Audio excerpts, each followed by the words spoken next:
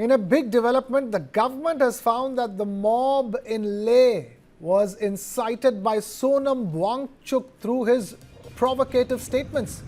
In a press release, the centre has said that, incidentally, amidst these violent developments, he broke his fast and left for his village in an ambulance without making serious efforts to control the situation. The statement from the government further read that the government stands committed to the aspirations of the people of Ladakh by providing adequate constitutional safeguards. The centre has found that the mob protesting in Leh today was incited by Sonam Wangchuk through his provocative statements. It has given out a press release, a media release, in which the central government of India has said that amidst these violent developments, Sonam Wangchuk broke his fast and left for his village in an ambulance without making any serious efforts to control the situation. Clarification coming in from the central government that it was Sonam Wangchuk's statement, and in fact multiple statements, that misled the protesters and incited the mob.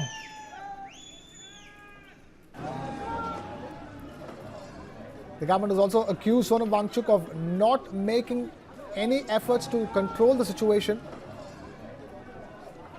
and that he broke his fast and left for his village in an ambulance without doing anything.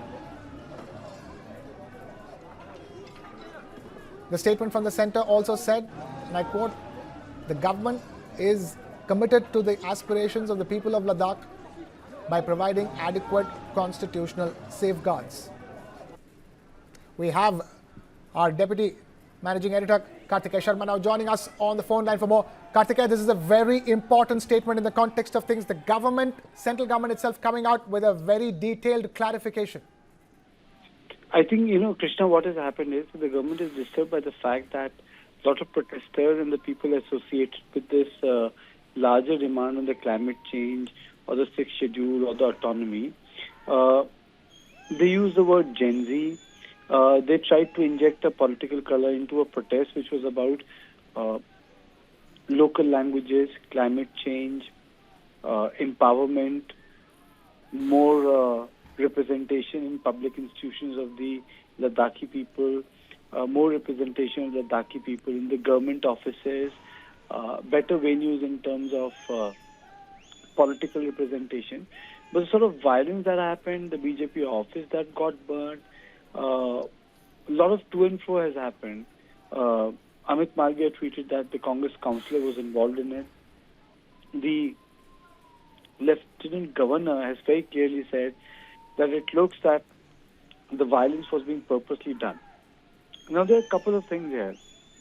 One is, was this protest spontaneous?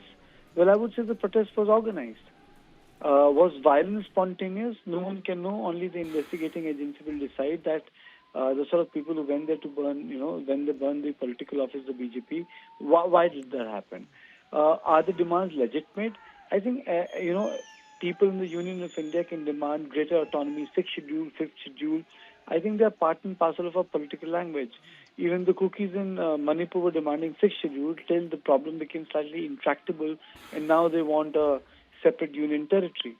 So Ladakh issue is a fallout of the abrogation of the Article 370, whereby the J&K has a assembly and a chief minister, not a complete statehood, but they still have some sense of representation. Now, Ladakhis want one MP from Kargil, one MP from Ladakh, and greater representation. It's a very complicated issue because Ladakh itself is has a very strategically placed union territory. So, it has to fall in the remit of the larger scheme of things.